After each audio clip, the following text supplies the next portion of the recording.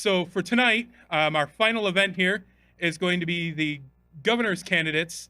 We have, I believe, 4 campaigns here represented tonight. The format for tonight will be that they will start with a 2-minute introduction. They will then be answering questions with 1-minute answers. We're going to ask that all of their answers are directed to you guys, the voters, not at each other, because we want to build up Republicans so that we can win in November. Then after they finish answering the questions, at the end, they will be given an opportunity to make a closing statement. They will have 5 minutes to let you know their final thoughts and how you can help them get elected. We have, if the candidates want to head this way, we will introduce the candidates in ballot order. So if we can start with Mr. Darren Bailey.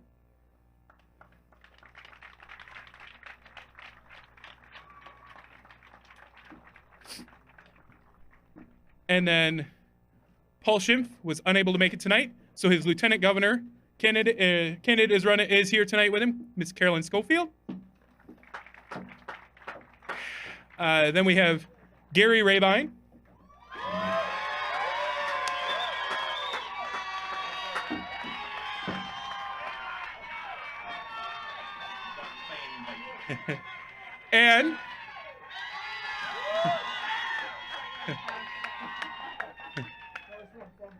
And we have Max Solomon.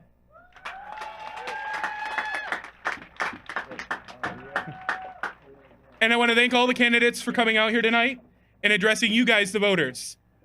It's important that we elect good people in the primary so we can elect good people in the general. I want to thank all of you guys for the time that you have spent campaigning and the fact that you are here answering the voters' questions tonight. So we will be asking the questions, and they will be answering them in ballot order. The same order that they were introduced in, they will answer the questions in that order, and then we will rotate who answers first. So Darren will answer first on the first question, Carolyn will answer first on the second question, and so on and so forth. So, without further ado, we'll introduce our moderator, Lisa. Thank you, Lisa. Thank you, Eric. Thank you, everyone, for coming out. Thanks to our candidates. I'd like to start with, for 2 minutes, an intro on why you feel should be elected, and just an opening statement, please. Well, good evening, and are we on? Can you hear me now? Okay, all right. Good evening, and thank you so much for coming out this evening. I feel at home because we're on a farm, so this is awesome. This is a beautiful place, and as Cindy and I and our team, as we travel Illinois, we're falling in love with the entire state because it's all about people, and the people of Illinois are amazing, and we deserve better, and better is coming, friends. So I am running to restore hope to all the good people of Illinois. And we're going to do that by returning safety to our streets. We're going to restore our education process, and we're going to support working families so that they can flourish and thrive again here in Illinois and be proud of Illinois, and that they'll stay and not leave, and that we can begin to attract business and more people to this great state. I'm a farmer. Bailey Family Farm, about 4 hours south of here. We're blessed that our 3 sons are keeping that going in my absence. And I love to remind people what farmers do. We farm 12,000 acres, corn, soybeans, and wheat, have a trucking company and an excavating business. Farmers fix things that are broke. Farmers solve problems. And farmers grow things. And I think that qualifies me very well here in such a great state of agriculture in Illinois. And I like to remind everyone that a little over 250 years ago, it was a group of farmers and common people that started and created this great free nation that we live in. I think they did a pretty good job, and I'm looking forward to building upon that. I travel here with my wife, Cindy, of 35 years. We have 4 children. We have 11 grandchildren. We've never left the state, and we don't intend to. I've been standing up and fighting for you since day one, and that won't end. God bless.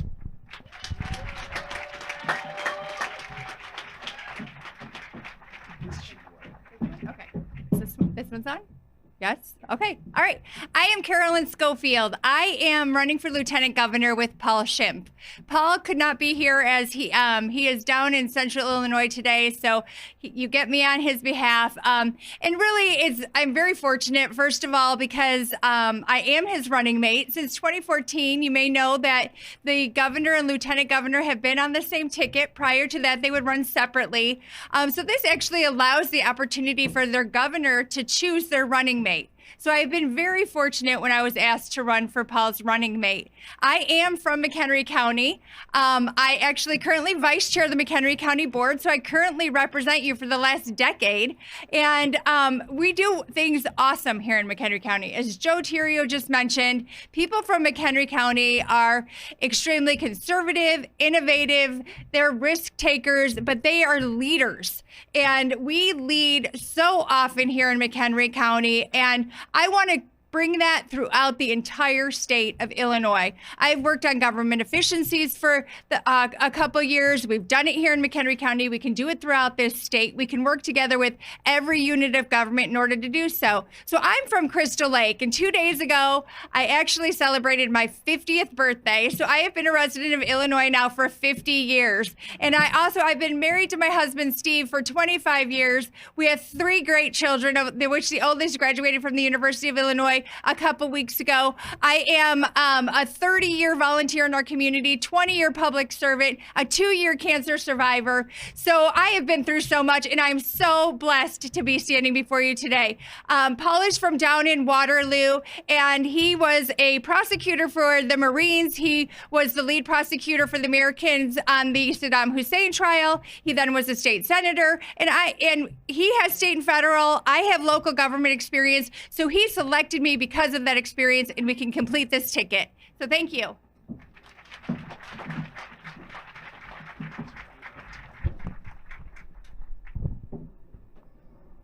I kind of feel like home here. That's because I am home. That's why. So I got to tell you, I'm running for 3 reasons. Their names are Lincoln, Sienna, and Raphael.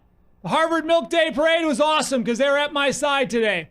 They're a blast. They got a little worn out. I wanted them here, but they're a little worn out.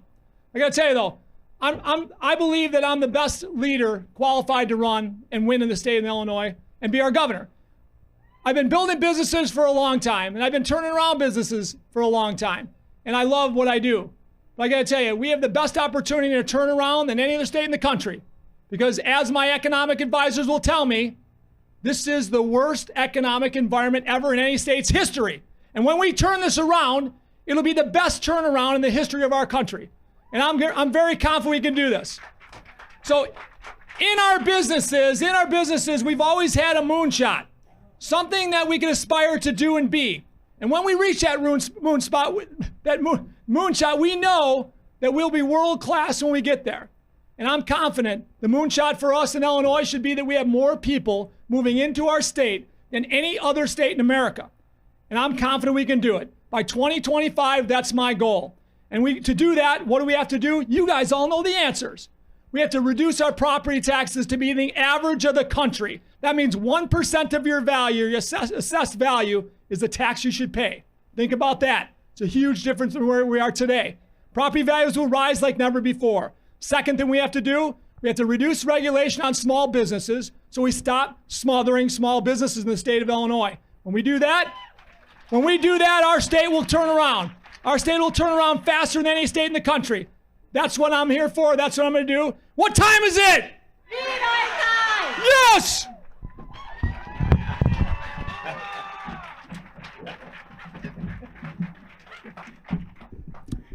Wow.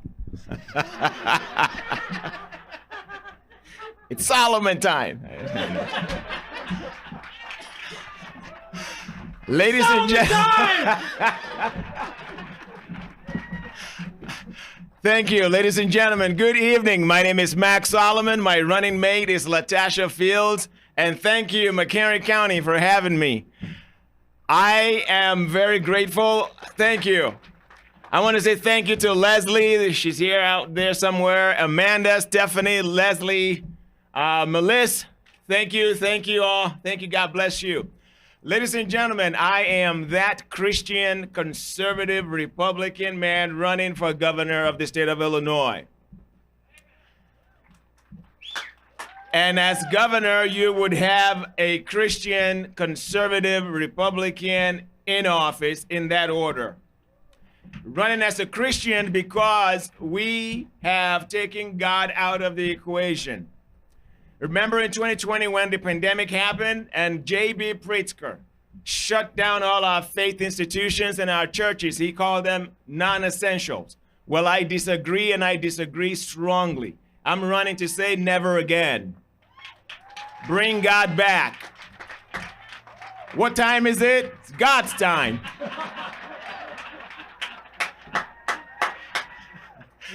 I'm a conservative because our values, ladies and gentlemen, evil used to hide. Our conservative values and culture and beliefs are under attack by the left. They used to hide when they did it. Not anymore, they're not hiding anymore. Therefore, we need to stand up and say, never again. I am running as a Republican because the Republican Party platform is the platform of God. It is the platform of small government, lower taxes. I've figured out why the Democrats are increasing your taxes. I'm going to fix it. Thank you. God bless you.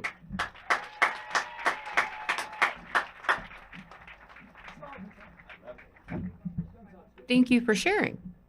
Today, we're going to start with immigration. Do you support the completion of a wall on the border between the U.S. and Mexico? Yes. Government's number one goal and purpose to secure our borders. That's it.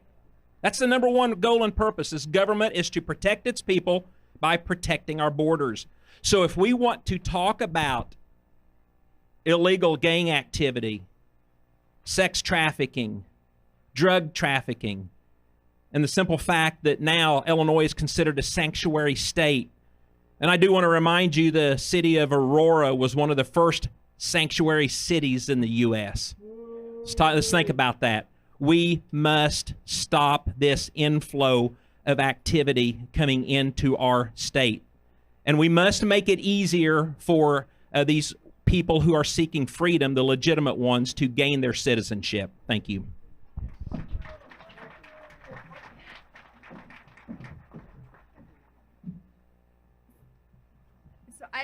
Since I'm the lieutenant governor running mate, what I will say is, as vice chair of the McHenry County Board, I'm sure you're familiar with our ICE contract that we recently had, and we chose to support our federal government and the laws that we have here, and wanted to allow that program to continue to exist to support our immigration and customs. And unfortunately, that opportunity was taken away by the state of Illinois.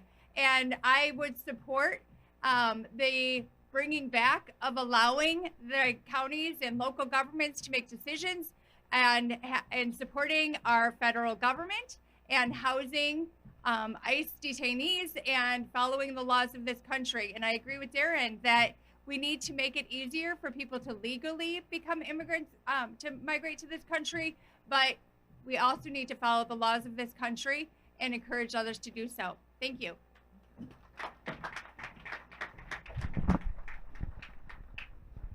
Okay, so Mr. Solomon reminded me that this is a place where we're supposed to respect God in this great country. But we forgot to say the pledge. Can we say the pledge really quick? Can you hold the timer? Is it okay? Is it okay if we say the pledge? Let's say the pledge. Absolutely. Pledge of allegiance, ready? I pledge allegiance to the flag of the United States of America and to the republic for which it stands, one nation, under God, indivisible, with liberty and justice for all. Thank you. Sorry about that. I know you guys are getting wet, but that's a pretty important thing. Thank you for reminding us. Okay, hey, finish the wall, right? And in Illinois, what we need to do is we need to end the sanctuary state status. It's ridiculous. We are the state where illegal felons thrive more than anywhere else now in the country, because now we've eliminated the communication between ICE and our police. We need to stop that immediately. I've got somebody coming to my house, a little fundraiser coming. If anyone wants to come on Wednesday night, it's a fundraiser, okay? But I got a guy that's the foremost mind in human trafficking. He's telling me we are the worst state in America for human trafficking into our state. We're the worst state for drugs as well. We're going to stop it with a Rabine governorship.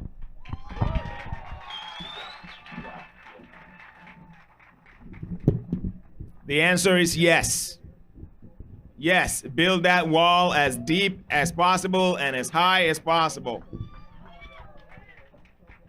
Ladies and gentlemen, I know better on this issue. You know why? Because on the most important day, the most blessed day of my life, I raised my right hand and I took an oath and became a citizen of this great United States of America. This is the best country in the whole world, and that's why immigrants want to come here. Ladies and gentlemen, I came here with $40 and a hope, because I knew if only I could just get to America, it'll be all okay. But here's what I did. I picked a number. I got in line. I did it legally. And not only am I grateful for this great nation, I am grateful for its laws, including its immigration law. I am an attorney and I practice in immigration law. And when President Trump ran and promised to build that wall, it was a welcome, welcome, fresh breath of air.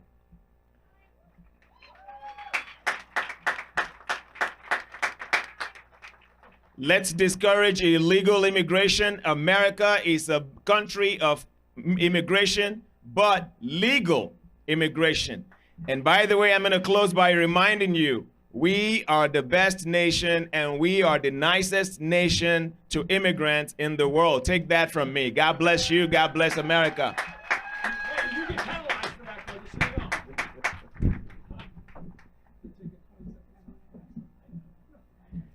Just like to remind our candidates, we try to limit to 1 minute for our answers.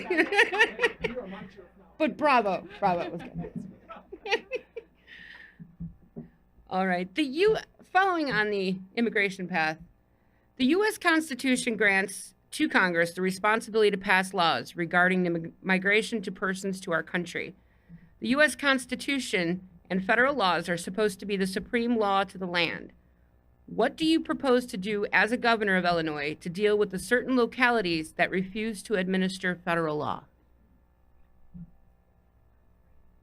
Okay, and that's fine. I'm going to keep it short because we haven't discussed that. We're focused on issues that will unite us and not divide us at this point. And this one is really not germane to the office of governor or lieutenant governor at this point. So I don't want to answer on behalf of Paul. I gave previously before said my support for working with the federal government, as I think it's critical for our states and allowing our states and local governments to make that decision to work with the federal government and not taking it away like the state of Illinois has done to us. And it also has taken away revenue stream for us. It's jeopardized the safety in our communities. So really anything that will bring us closer together to allow that coordination and efforts to exist would be what we would support. So thank you.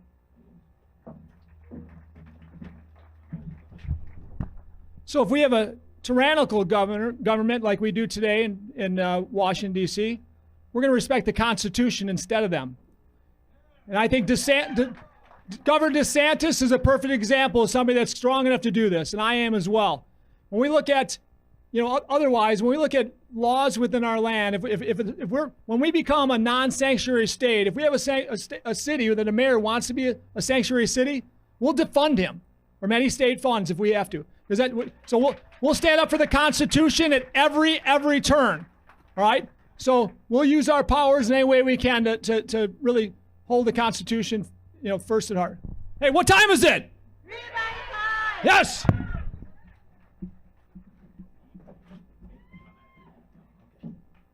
All right, I'm going to keep it short. We follow the Constitution. The federal law, the law of the land, the supremacy clause in the Constitution says federal law trumps local law. And as governor, every agency, every department under the executive will follow immigration law and cooperate with immigration and ICE.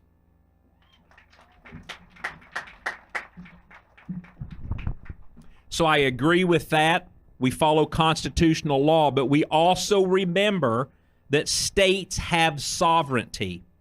So when the federal government passes laws and says that we must participate in illegal immigration activities, or that we must obey CDC regulations, states have sovereignty. So there will be times that I believe, based on the situation, a strong Republican governor will stand up on the behalf of free people and say, not on my watch, as I have done as a state senator. So thank you.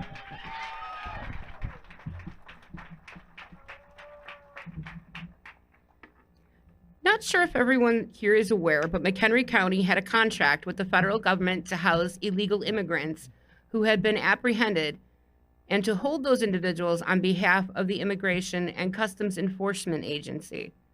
This contract was overturned by the Illinois legislature and is currently being litigated. Do you support the unequivocal enforcement of all federal immigration laws that are already on the books? And do you intend to have the state of Illinois effectively partner with the federal government in the unequivocal enforcement of all federal immigration laws that are already on the books? So I was a chairperson for one of the best sheriffs in America. Our sheriff, Bill Prim. You guys know him? He's a great man. He was totally against this defunding of ICE and moving them out. I spoke in front of the county board. We had many county board members that were actually behind this, behind removing ICE from our county. And the state, in turn, eventually got this done, right? I got to tell you, it's wrong. It's crazy. I talked to a deputy sheriff in Southern Illinois who told me about his friend, another deputy sheriff. They pulled over a van with a bunch of Hispanic kids in the van, about 9 kids he believes under 13 years old, 3 adults. An hour later, after they could not get a hold of ICE anymore, there's no communication with ICE, they had to shut the doors of that van and watch 3 men smile because the boys said nothing. They had to watch that van drive away. They knew that they were being trafficked. They could do nothing. So we will have ICE back in our state. It's going to be a different place when I'm governor.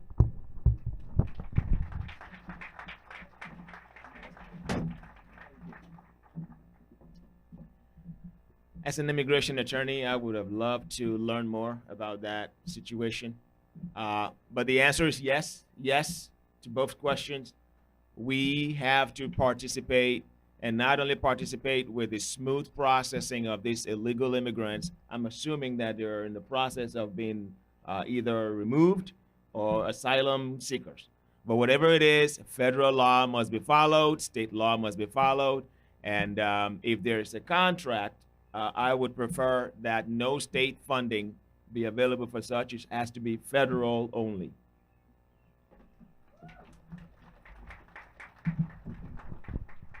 So the consequences of electing the wrong Republican governor into the position is what we witnessed under Governor Rauner.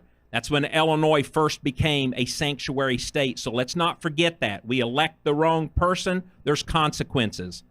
As your governor, law and order will be restored, and the men and women in uniform will have that right and duty to protect our streets as they see fit. The situation with a sanctuary state status, it's nonsense. I've stood on the House floor, I've stood on the Senate floor, and I've argued that we help people become legal citizens. And you know the biggest argument that I got?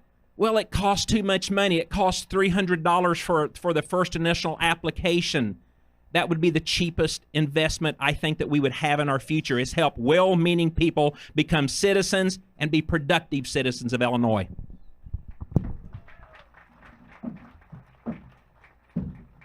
I guess this will led up to what I was inferring to before. I am the only one up here, but not only the only one up here, but in this race that can say I actually took that vote and supported the continuation of that contract, because we were supporting the laws of this country and our federal government. And I think that the state of Illinois needs to continue to do so. And I'm also probably the only one that actually has read the lawsuit that had been filed as well, which very clearly states that the state can have, or the local government can have contracts with the federal government without interference from the state.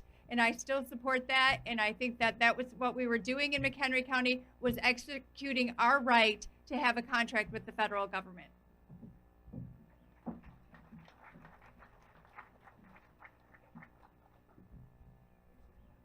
Okay, moving off of immigration and onto public pension liabilities. What legislation will you advance in the Illinois legislature so that the taxes our children and grandchildren must pay for these public union benefits will be minimized in the future? Ladies and gentlemen, say with me, CPR for Illinois. Constitutional pension reform. Illinois is in debt, and we're in debt up to our eyeballs and above it. And that's because we owe so much. And our pension debt is not even fully funded. Almost 30% of our budget, yearly budget, goes towards pension. And we're not even fully funding it. Article 13, Section 5 of our Constitution, the Illinois Supreme Court has already said it's a contract. It cannot be diminished or impaired.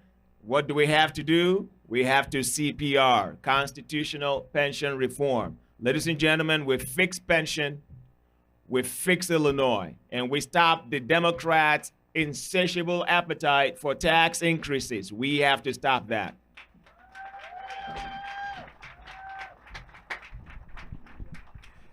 So again, I'm going to distinguish myself a little bit to this evening as the doer, as someone who's actually already, addressed these situations. As a state representative and a state senator, I've already stuck my neck out on the line to create the conversation. I have yet to talk to a teacher or a Department of Corrections officer or a state police officer or an employee of the state of Illinois that can tell me that they are 100% confident that their retirement that they have earned and paid for is going to be there for them in the future. That's a dangerous place to be, and we must protect that. We start new hires off possibly at 401k plans. After we start getting the fat out of our budget, we have money to apply towards pensions, and we stop double dipping of our pensions. One pension is all you should have. I'm the one bringing that conversation up. I will sit at the table. We'll come up with a solution.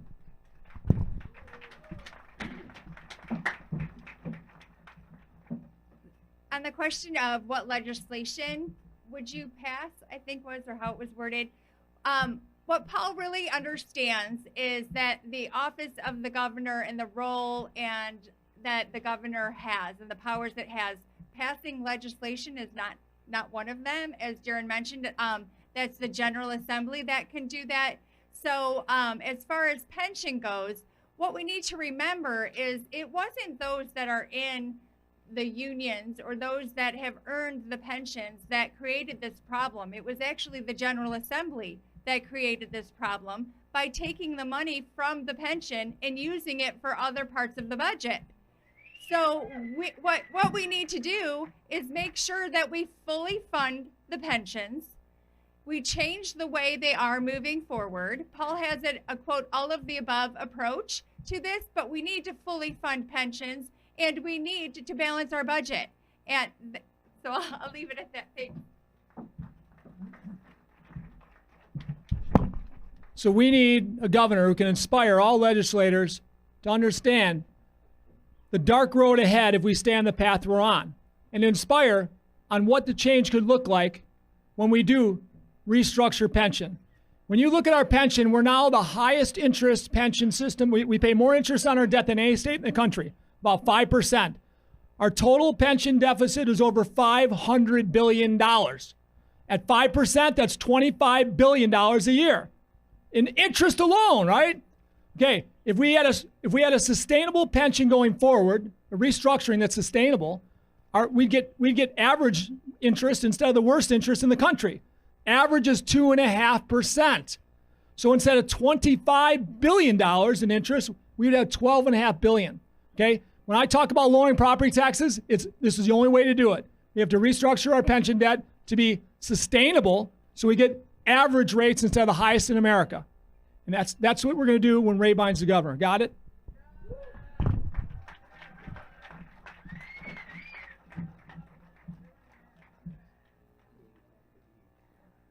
All right, moving on to Amendment 1. This amendment to the Illinois Constitution was passed by the supermajorities in the Illinois legislature. The proposed amendment is being challenged in the courts, but it may be on the November ballot.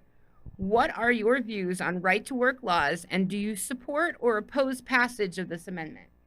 So this is not quite right-to-work laws. This is an amendment that insists on collective bargaining for any business that hires 50 or more employees. I voted against that, and I spoke against that. I believe that that's what I tell people all the time. I'm not anti-union. Stay in your lanes, but leave mom and pop and small business. Leave them alone and let Illinois flourish. Because here's the deal. If we pass this, it's going to restrict business coming to Illinois. And if we follow the models of every state around us, then we can get Illinois back on track. We've got an amazing state. There should be all the reason in the world for manufacturing and business to come to Illinois. And when we begin to attract them, we're going to grow our base. So the unions and private sector are going to have all the work that we need, just like every state around us.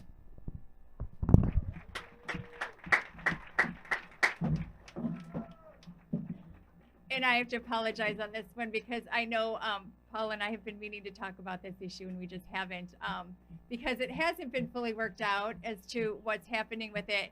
But what he would say is he is not necessarily in support of right to work because we're not going to get there right now in the state of Illinois.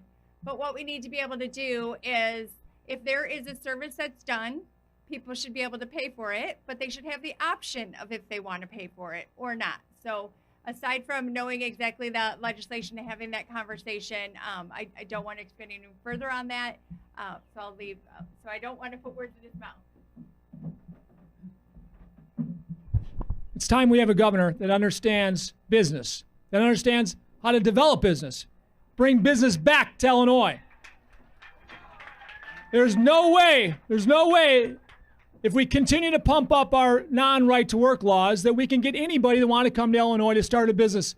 In any case, I was a founder of an organization called Job Creators Network. I was the 6th CEO founder of this organization. Today we have over 400,000 businesses that are part of this. They're small to mid-sized businesses.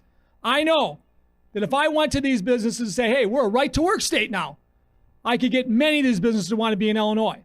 But when they have this on the horizon, right, legislatures and unions that want to push this to be a state where if you have 50 employees or more, you got to be unionized.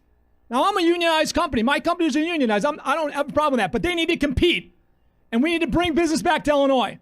I'm the guy that's going to build our state so we can go to anybody like Elon Musk and say, we want you in Illinois, and we've got the place with the right rules, so you're going to want to be there. So what time is it? Yes.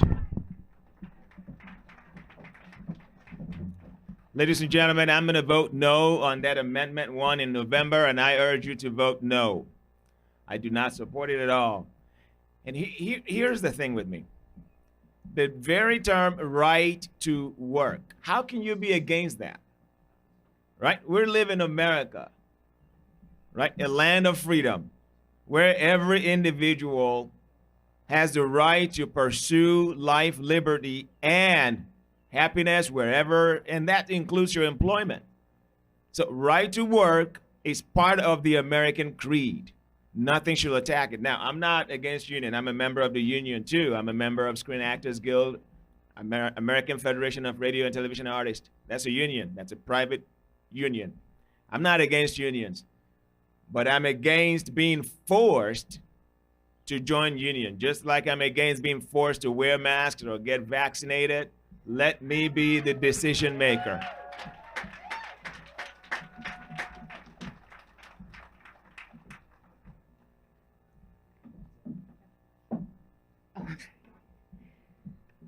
On to gerrymandered maps. Governor Pritzker campaigned on a pledge to have an open and transparent process for preparing maps for the new legislative districts based on the 2020 census. The actual process was anything but open and transparent. Do you support legislation and/or an amendment to the Illinois Constitution to create an independent maps commission to handle redistricting in the future? Yes.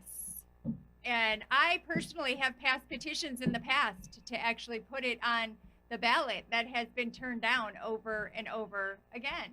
Because not only is the process to gerrymander, there's gerrymandering that goes on in the other administrative offices as well that will allow for that to be stopped. So yes, I am personally a victim of a gerrymandered district because they carved my house out of a district that I've run in before. It has to stop.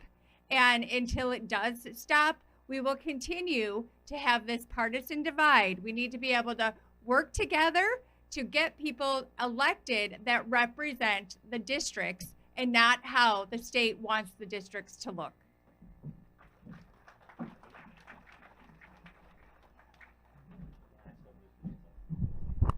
So what do we expect from a trust fund, California trust fund billionaire kid, right? He's a liar. He said when he ran that he would make sure that this would not be a partisan thing, didn't he? But yet he made it a totally partisan thing. So yes, of course, independent group that would do this would be the way to go. It's when you look at our map, it's the goofiest map in the country. Look at other states compared to ours. Nothing looks as stupid as ours. So of course, but this is a governor that's lied all along. This is a governor for over 700 days, had us under executive orders, like he's the king of this land, right? He's got to go. We got to make sure we elect somebody here in this primary that can beat him. I'm the only person from Northern Illinois that's built my businesses all over the densest, the highest populated areas in Illinois, and I'm the guy that can win the general against this guy. I'm exactly the opposite of him. Exactly. Look at him. Look at who he is. Opposites, okay? I can beat him. What time is it?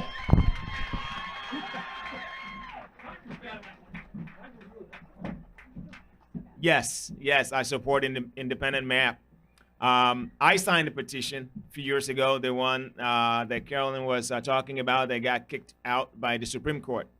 But here's what we've done in the state of Illinois, especially the Republican Party. We have allowed the Democrat Party and the Democrats, we've given them an inch, and now they've taken the whole farm, right? We have to compete. I am tired, personally. I live in Cook County. And I am tired of going to vote and you see Democrats, and then Republicans. It says no candidate. We have to compete. We cannot give up. We cannot give up and just assume that the Democrats are going to win, therefore we're not going to compete. Ladies and gentlemen, there are 118 state rep seats and 59 state Senate seats. There's no reason why there can't be a Republican competing in each one of them. That's what I'm going to do as governor. Here in Illinois for over 30 years, the biggest problem and the biggest reason that we set Republicans in the super minority is because of failed Republican leadership. I sat on the Senate floor these past 2 years as we were discussing fair maps and reminding Governor Pritzker that he campaigned on this. And you want to know the answer from the other side of the aisle? Well, they said you weren't too concerned about it 10 years ago when you were in charge. So it's time for the party who believes in freedom to stand up and set an example and do the right thing. So it's interesting because in 2017, a fair mapping program was developed by a professor at the University of Illinois in Champaign. The last 2 years, that professor has been on leave in Oxford in England. Any coincidence there? So the interesting thing is these remaps, they're going to backfire on them. They didn't do a good job. So.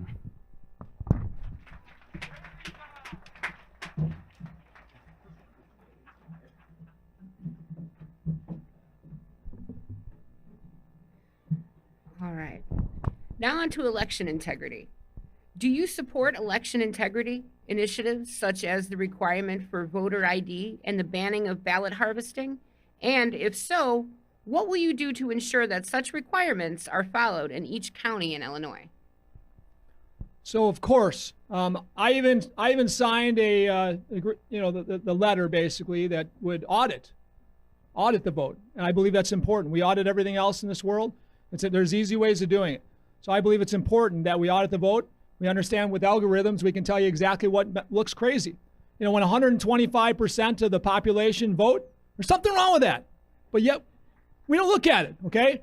So I've actually hired a team from a great man that's on top of this. His name is General Flynn. I've hired his team to be here in Illinois. So we're going to learn a lot. We're going to learn a lot in this primary, but we're going after it hard in the general, like nobody else ever has in Illinois. They were only going after the swing states before. I got involved. I got introduced to this team, and I said, I want you in Illinois.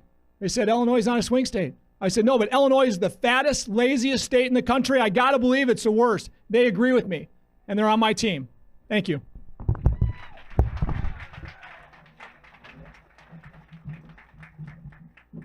Ladies and gentlemen, I could tell you stories because I was a victim. Well, maybe not a victim, but I had to go through hell with this election. During this election cycle, here's what we've come up with in my camp. 5 things we're going to do. And to answer the question, yes, we support election integrity. There is no election without integrity. Number 1, on day 1, yes, on day 1, we're going to mandate voter IDs. Makes no sense. Mandate voter IDs. Number 2, we're going to purge the entire voting database of dead people. Number 3, no more automatic voter registration. Do you guys know that? They can register you automatically. You opt out. Not anymore in the state of Illinois. Number 4, we're going to make sure that we are able to go back and check the results of votes, of elections. We're going to be able to audit results. Without auditing, there is no integrity. So again, over a year ago, I filed an election integrity package calling for mandatory voter ID, calling for mandatory expungement, calling for a 1% audit, and calling for automatic digital tracking of any ballot that's sent from the clerk's office until it gets back. Now, let me make sure that we understand one thing. Joe Terrio talked about that a little bit. Friends, we have got to get involved because we already have control of the process. The county clerk is the sheriff of elections. So if you have problems in your county and concerns, you can go in and FOIA. We can monitor and track. If they're not doing the right job, there's where the fraud's being allowed at, and we are allowing it. And not only that, I want to encourage everyone here to serve as a poll watcher or election judge, preferably a poll watcher. Get signed up. We will put you in these high-risk precincts. We will train you, and we will monitor boots on the ground election fraud for safe elections.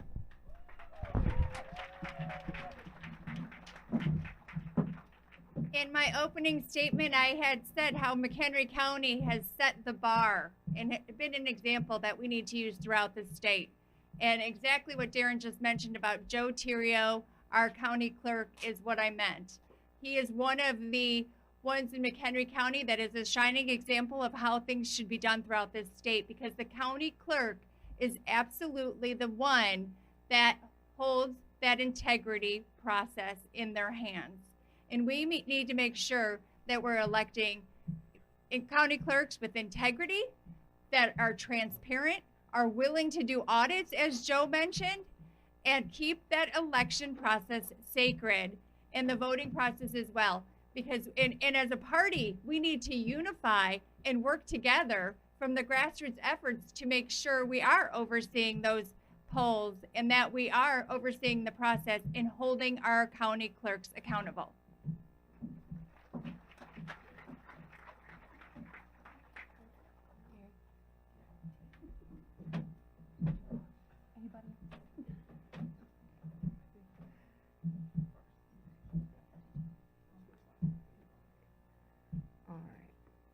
What are your proposals to cap property taxes in Illinois and otherwise give property tax relief to our state citizens? Really quickly, back on election integrity. Folks, did you guys know that there's no central database for voters in the state of Illinois? That means you could be registered to vote in McHenry County and then be registered to vote in Sangamon County, and they won't know. We've got to fix that. Just wanted to point that out really quickly. Property taxes, we need a moratorium. People are moving out of the state of Illinois because of high taxes, including property taxes. As governor, I would work very hard to put a moratorium on property tax increases. Secondly, I'm going to work very hard to make sure that you decide by referendum whether your property taxes are going to be increased every year or whenever you want it. There's no more automatic increases in your property taxes. We need security and be able to make sure that we predict our businesses and personal lives based on what's coming. And finally, ladies and gentlemen, we need to fix pension. We need to fix pension. If we CPR for Illinois, we're going to have resources freed up so we can take care of other things. And then property taxes can be leveled down.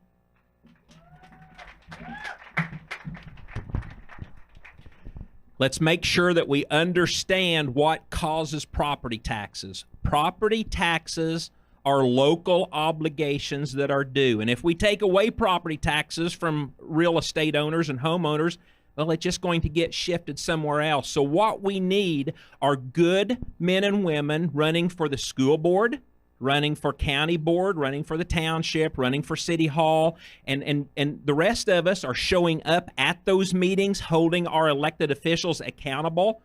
It's nice to have all this neat new stuff, but guess what? It's taxing us out of our homes. We have got to stop this. So in order to get this working, absolutely a possible cap, possibly a 1% cap on property taxes, so no entities can increase it past that until we learn to live within our means. That's where a lot of it's coming, friends. So we have that within our power now to do something about it.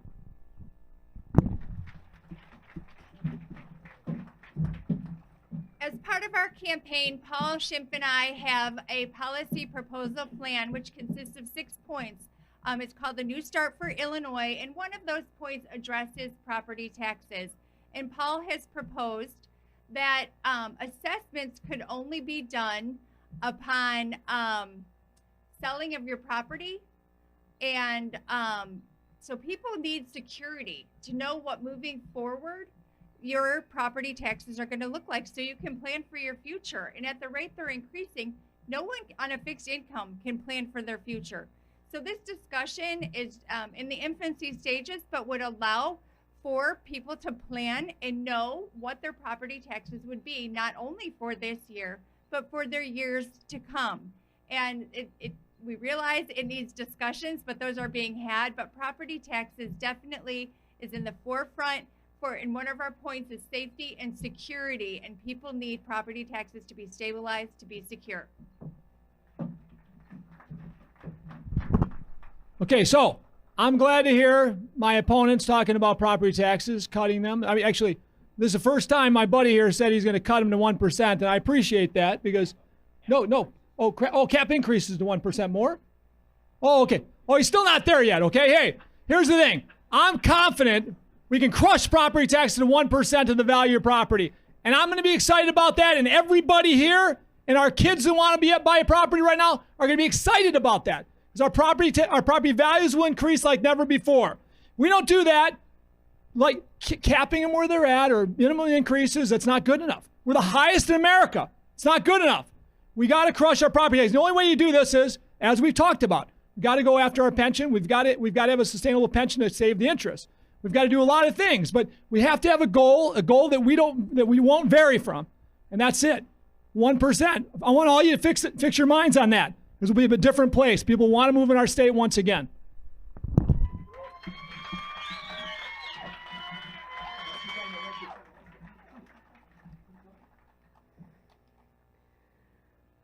All right, let's talk about the state's unemployment fund. The Illinois legislature chose to leave a $1.8 billion shortfall in the state's unemployment fund and instead used the one-time federal government bailout money for other purposes. What are your plans to eliminate this deficit over time to minimize the effects on Illinois employers and workers? Well, sadly enough, we have no choice in that. Here's what's going to happen this fall. SUTA and FUTA unemployment rates, employers, they're going to probably double. And if you get laid off, your benefits are probably going to decrease by 20%. We stood up, the Republicans did, and fought for that entire debt to be paid off because we could have paid it off. And Governor Pritzker and the Democrats chose not to. They chose to create new programs and spend the money elsewhere. It is imperative that we get our unemployment fund under control. Again, another reason not to come to Illinois and start a business. It is going to devastate business. And I want to go back one more time to the property tax question, because I'm looking at the fire chief over here. You know, we've got to be careful until we find a new mechanism of funding our police departments, our fire departments, our libraries. We're going to have to be careful what we do with the property taxes.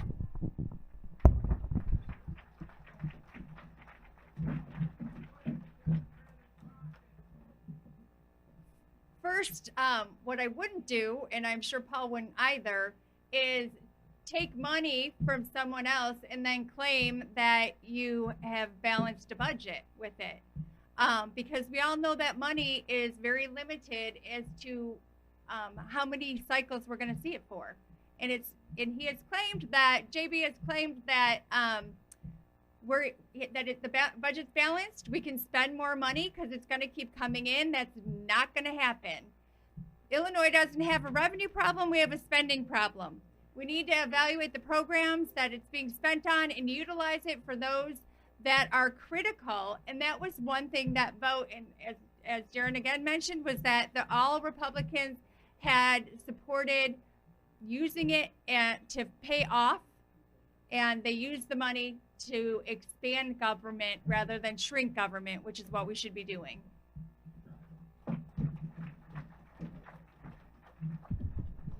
Okay, so bottom line is this. You guys need to talk to any of your Democrat friends out there to understand what this guy's doing. He's saying that we've done great things, we're in better shape. He's totally wrong, all right? On this one subject of unemployment, we had a $1 billion nest egg, like every state should have our size, for unemployment, $1 billion. We burned that up. We loaned $4.5 billion from the federal government, and then we paid off a little more than half of that, okay? And now small businesses and employees are going to pay the price, all right? So when he talks about we're in better shape, that over $2 billion there, $2.5 billion there or more, is an example of how we went backwards in this administration. Even as we took on about $18 billion directly to our state and about $180 billion indirectly of extra money in our state, we still didn't pay this off. One of the only states in America. So when people talk about, oh, it's better than it was, tell them bullshit, all right? All right, ladies and gentlemen, we've got to first ask, how did we deplete our unemployment fund? I'll tell you, I remind you, remember the pandemic? That's what happens. Oh, yeah. That's what happens when J.B. Pritzker told you and I to stay at home, shut down our businesses, shut down our schools, shut down our livelihoods, and then send us government money. We don't want government money. We want our own money. We can work. Just get us back to work. That's what we're gonna do. We're gonna replenish the unemployment fund, and we're gonna get back together. We're gonna get Illinois back on track. One more point really quickly on property taxes. There's too many government agencies vying for your tax dollars. We need to consolidate. With over 7,000 units of government in Illinois, we need to bring that under control.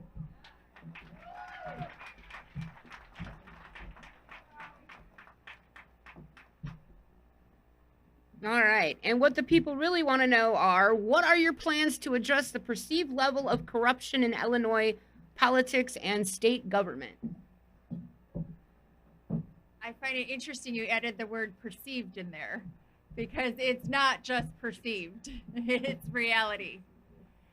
And we need, and this is my personal, Paul and I have not necessarily talked about corruption in government, except for it needs to stop. And we need to do it by electing people that, one of our points on our 3 policies, we have parents' rights, safety and security in our community, and trust in government.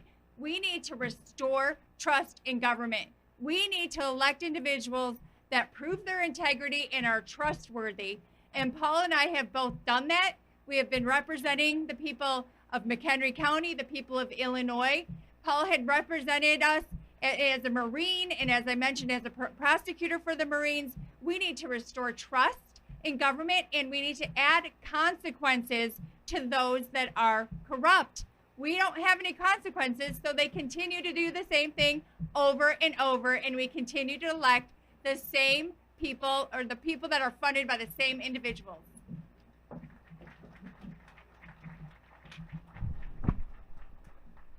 Ethics reform is a no-brainer.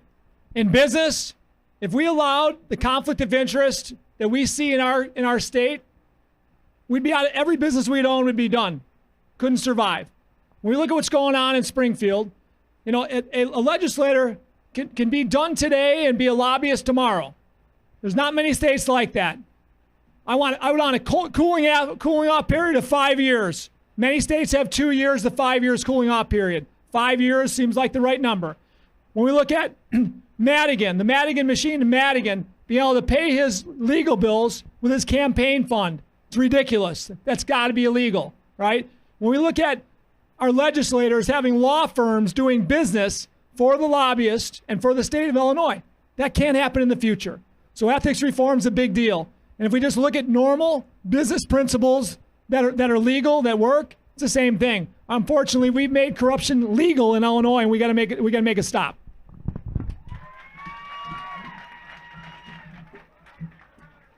Ladies and gentlemen, the first thing we have to do is bring God back into politics. Bring God back into politics. It is okay to bring God with you to the polling booth. Hold all your candidates accountable. Find out what informs their decision. Everyone here has a frame of reference. For me, it is my Christian faith and my Christian values. When you take God out of society, or when you take God out of schools, God out of every institution, then you create evil. You create chaos. Secondly, term limits.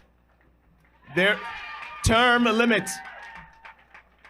Hold your candidates and public officials accountable to term limits. If the president can only serve 2 terms, so can any other office.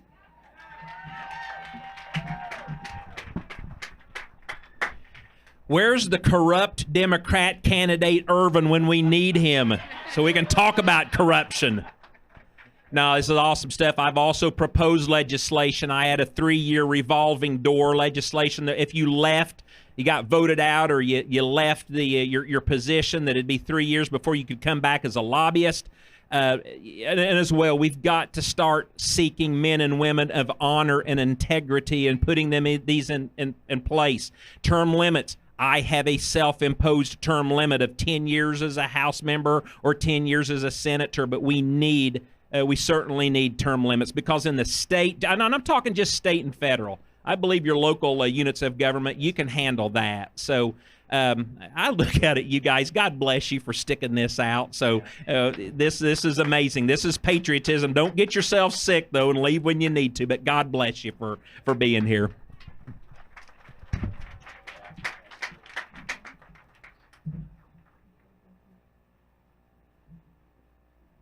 All right, our final segment We're going to have 5 minutes for a closing statement. Please include what question you wish we would have asked you and what we can do to get you guys elected.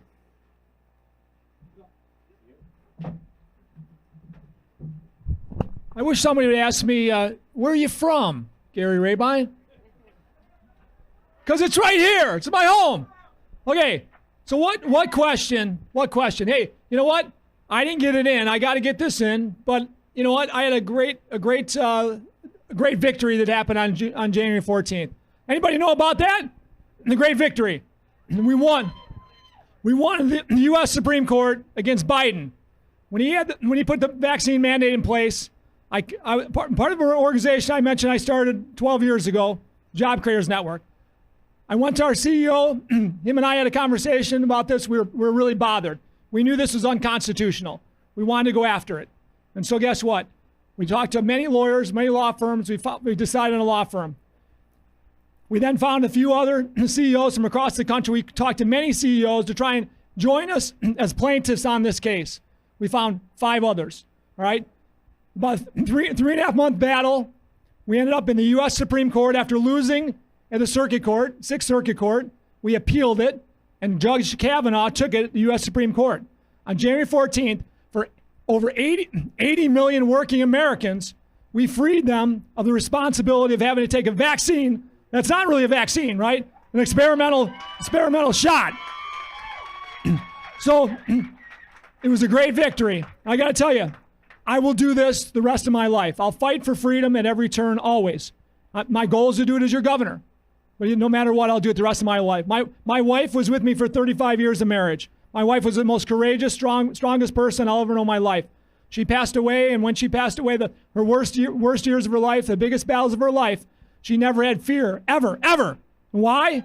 Because she believed in this guy right here. She knew there's a plan. She knew that this was part of the plan. She knew that the hundreds of people that were praying for her were getting closer to her God, my God, our God, right? And so here, what did that give me? It gave me more confidence and courage I'll ever have in the rest of my life. I'll never fear anything. And again, if we've got this guy on our side, who's against us? Nobody, right? Okay, so that's who I am. I got to tell you, we've got a great farmer here, and if you want a farmer as our governor, he's the guy, right? We've got a guy that could win any man's beauty contest in Jesse Sullivan. This guy can win any. He's kind of cute, I know. Okay, we've got the strongest. My voice is going. We've got the strongest Democrat ever in the history of a Republican primary. So if you want a Democrat, boy, we got Democrat Dick. All right, if you want him, we got him. All right. But I got to tell you, if you want somebody that's been in business for a long time, that understands how to turn around economic nightmares, we've got the biggest one in the history of the country. I'm prepared to take this on. I've hired the best economic team in the country's history. They're my guys. They're your guys, okay? And we're going to change this. We're going to turn the state around. And again, it's those two things. We all agree. We're all great people here. We all agree that we've got to fix our crime problem, and it can be done very fast. We all understand that we got to stop the indoctrination of our kids in our schools. No brainer. It's got to stop, right? My nephew right here is a champion. He will never be told because he's black that he's a victim, right? Will you? Never, or I'll kick your ass, right? Right? And again, I'm confident of this. I can turn our state around with great economic plan, and that's reducing our regulatory environment so that businesses in Illinois love being in Illinois. I can turn our tax issue around by lowering our property taxes and restructuring our pension like we know we have to do that, and a lot of other things, but take it to 1%, and we're the average of the country. When we're the average of the country, in the greatest location, in the middle of the greatest country in the world, our property values will thrive. We'll all thrive. Those two things, economically, we do those things, we're going to be in great shape, okay? So that's who I am, and we need a governor that can do these things. It's time for that. What time is it? Yes! 43 seconds. Hey, 40 seconds left. I'm going to give it to my buddy here, okay? You got an extra 40 seconds. Thank you, Gary. But I think he's the pretty boy. He's going to win the male contest he's talking about. He's actually, I think you're more handsome than Jesse.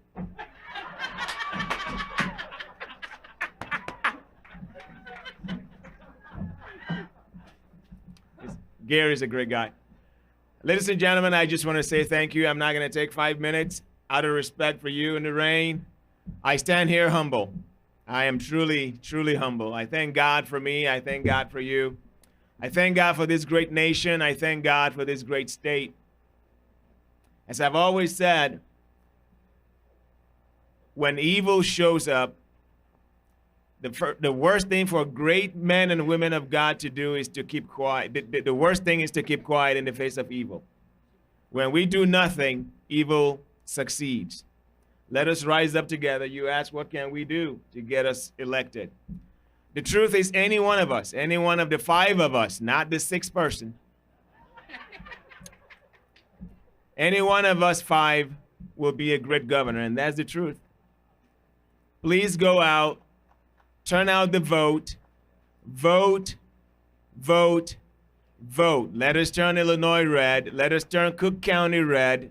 Let us get this state working again. I thank you. May God bless you. May God honor you. And please don't get sick. Thank you. God bless you.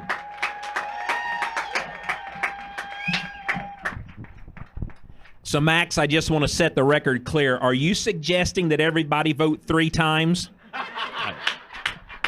You probably do that in Illinois, unfortunately. Friends, it is an honor to stand here before you.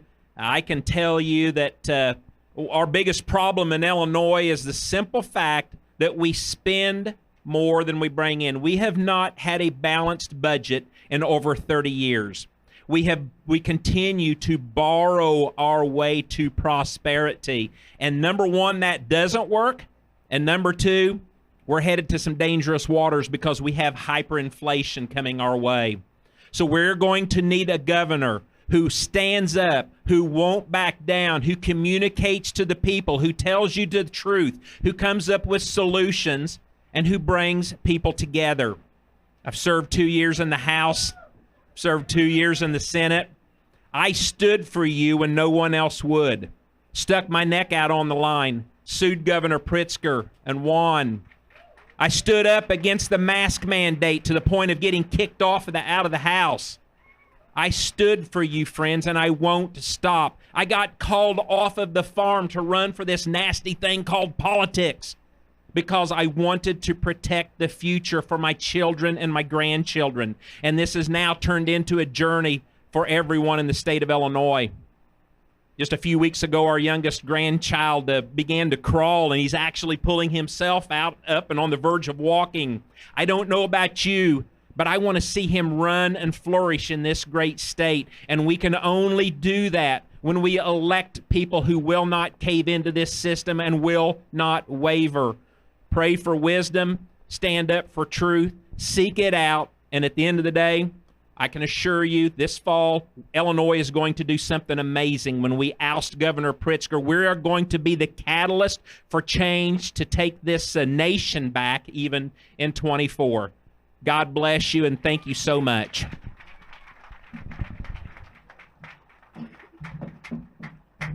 Thank you all for bearing through this rain. I feel a little guilty undercover here, but I just hope, I apologize that Paul wasn't here, but I hope what you did learn was that on our ticket, you truly get a 2-for-1 with us. That I may not know all of the areas, but I do know a lot, and I have a great amount of experience, and you will find that in no other campaign, that no other lieutenant governor is here today to represent those that couldn't be. So hopefully you'll take that into consideration. The one question I wish I was asked, but is what we're running on. What we're running on are 3 things, which are parents' rights, which everyone else is saying as well. But we have solutions to back up our areas we're running on. As I mentioned, a new start for Illinois. Parents' rights is transparency and curriculum. Parents need to know what is going on in their schools and what's being taught. Our parenting should not stop at the school door when we drop our kids off. Secondly is it's parents, not the government, that should be making decisions for their children, both in education and in healthcare. And secondly is safety and security in our community. I mentioned the one about property tax. The other one we have is supporting our law enforcement. And one thing we can do is we have our law enforcement, first responders, and corrections officers would be treated as a protected class under Illinois hate crimes. And finally is restoring that trust in government I mentioned. Paul is the only one that has the experience on the Joint Commission on Administrative Rules. He truly understands the role of governor, and he understands that reining in those administrative agencies is really where things can get done, because it's those administrative offices that are making decisions like mandates or the curriculums in schools that needs to be reined in, and you need a government who first thing will be able to do that. And finally, with trusting and restoring trust is we should end the predatory practice of taxing on tax. Right now, our motor fuel tax prices are so out of control. We're paying the price of gas, we're paying motor fuel tax, we're paying federal tax, and on top of all that, we're paying sales tax in the state of Illinois. We need to end that practice, and you really want to see a savings, we'll start seeing that savings right away. So we have a plan, we have the integrity, we have the experience, we have the solutions. We are the ones that are focusing on these issues because they're not just Republican issues, these are American values. And what we really need to do, and what you can do, is we need to unite the Republican Party. And Paul can do that with these issues, not only unite the Republican Party, but we can get crossover votes in the general election, because these are issues that affect everyone in the state of Illinois, not just Republicans. And we know in order to win in Illinois, you need to get the base Republicans, you need to get the moderate Republicans, and you need to get crossover votes. And we are the team that can do that for you. And we need, expanding on the corruption, we need to stop corruption here in the state of Illinois. And as I mentioned, in order to do that, we need to stop the same campaigns, the same people, maybe different candidates, but we need to stop electing those people that are continually backed by billionaires and millionaires that are funding those individuals that get rich off of those campaigns. And we need to elect good people with integrity and that you can trust. So again, I'm Carolyn Schofield, running for Lieutenant Governor with Paul Schimpf. We would really appreciate your support. Thank you so much.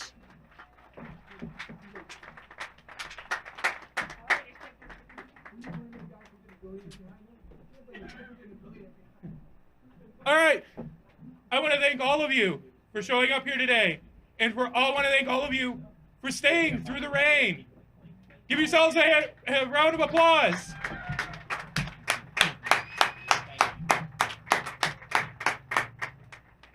I want everybody to give our moderator, Lisa, a round of applause. Yeah, she did great and jumped in at the last minute. Yeah. Tough questions, too.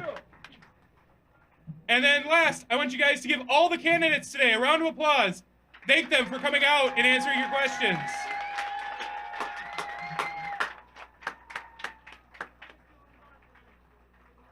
Thank you, everybody, for coming. Thank you, candidates. Everybody, you can find the videos. Will be on McHenry Township GOP.com. They will be on our Facebook, facebook.com/McHenry Township GOP. When you find them, forward them along to all your friends who weren't out here in the rain, because they need to know who to vote for June 28th. Thank you, everybody.